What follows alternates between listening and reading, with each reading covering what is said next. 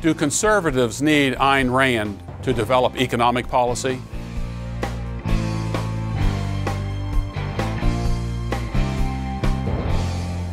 My name is Gary DeMar, and I'm your host for Vantage Point. If you've been following the news, you'll note that many conservatives are appealing to Ayn Rand in the development of their economic policies. And there have been those on the left and the right who have been very critical of Ayn Rand over the years. The left, of course, doesn't like Rand because of her strict capitalistic free market economics.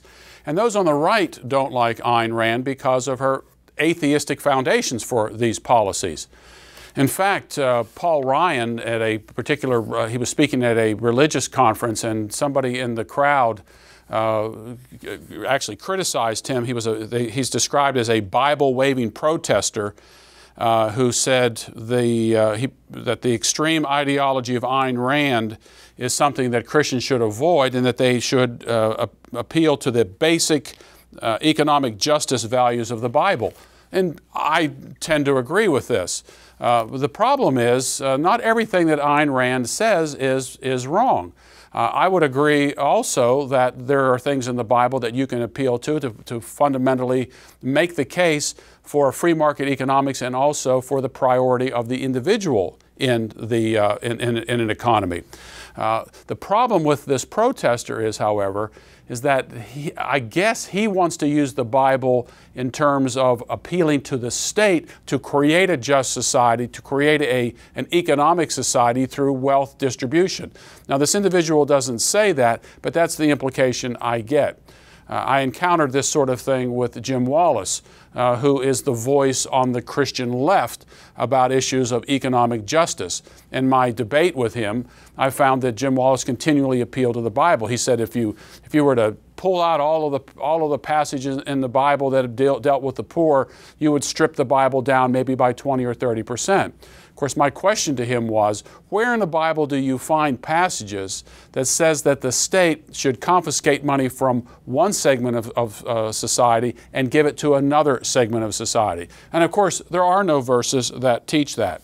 Now, Ayn Rand's been around for a very, very long time. Probably her two biggest and noted novels are The Fountainhead and Atlas Shrugged.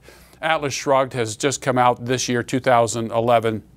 Really kind of a tepid reception. I think the biggest problem with it is that the film is going to be in 3 parts. People don't like to wait for the second and third parts in order to find out what this movie is going to bring about.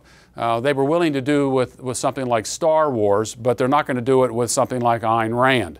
And so that was the unfortunate part of it. Now, back in the 1940s, one of her, I don't know if it was her first novel, but it was called The Fountainhead, which was published in 1943. And it was made into a film in 1949 and starred Patricia Neal and Gary Cooper and Raymond Massey. It's kind of a bland film, but it does get her point across that the individual, his ideas and so forth, shouldn't be trampled on by others. People should have freedom to espouse their particular worldview. And so on the one hand, Ayn Rand says that the individual has to be dominant in the society. On the other hand, you got to figure out, how does she account for all of this? How does she account for a free economic society? And how does she account for the freedom of the individual in society?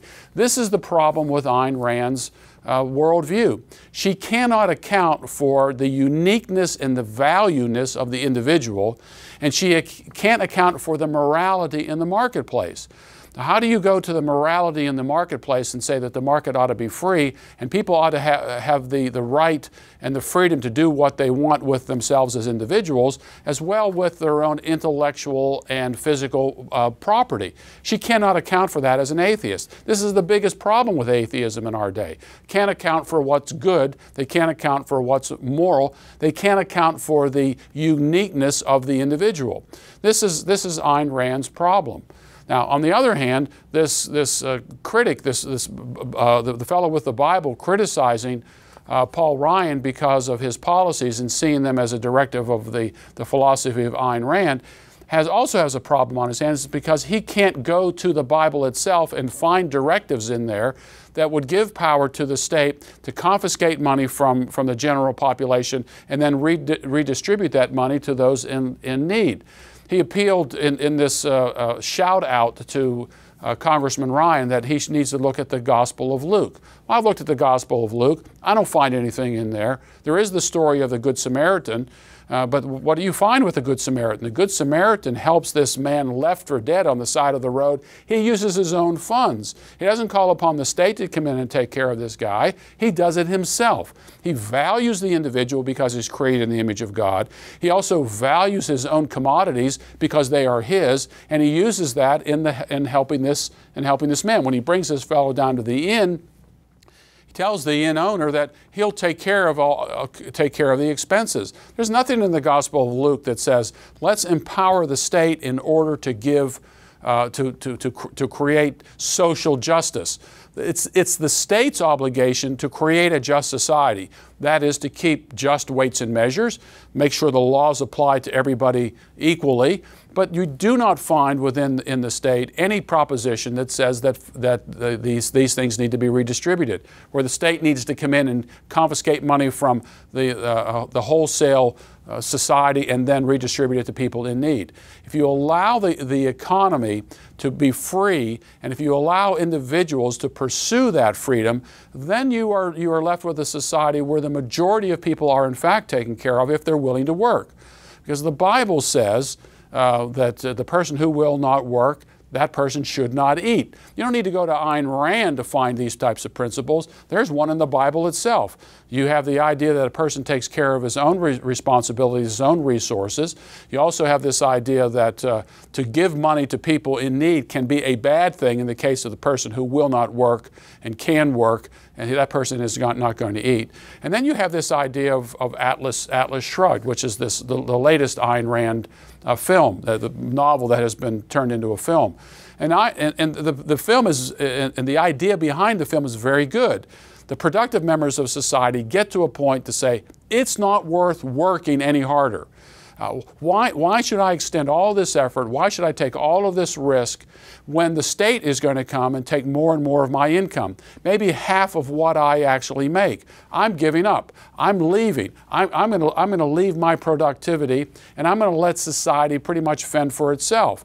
That is the underlying storyline of Atlas Shrugged. The productive members of society get fed up. They shrug. They throw the weight of the world off and the responsibilities to it, and they go. They take their money and go. And then society then has to fend for itself. The problem is that doesn't work. Envy begins to take over and strife. Who's going to care for us and so forth. Again, you don't need Ayn Rand in order to come to these types of principles. All you have to do is to go back to the founding of America in Massachusetts and both Jamestown.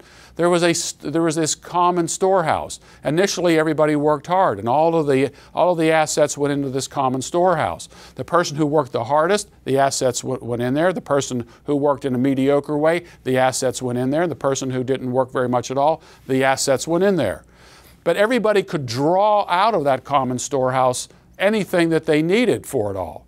And so the people who worked the hardest and who were putting the most into the common storehouse began to realize, why am I working this hard when the guy on the other end of the spectrum is getting as much as I am? And so the most productive people ceased to work because there was no incentive to work. This is the same thing that you'll find in Atlas Shrugged. Conservatives don't need Ayn Rand in order to come up with these principles. These principles have been around for a very, very long time. In fact, we have some great economists today that we ought to be paying much more attention to than Ayn Rand, who live in the context of a Christian worldview, even though they themselves may not be self-avowed Christians. You got Thomas Sowell and Walter Williams, probably the two most articulate spokesmen when it comes to economic principles. That's where we ought to go.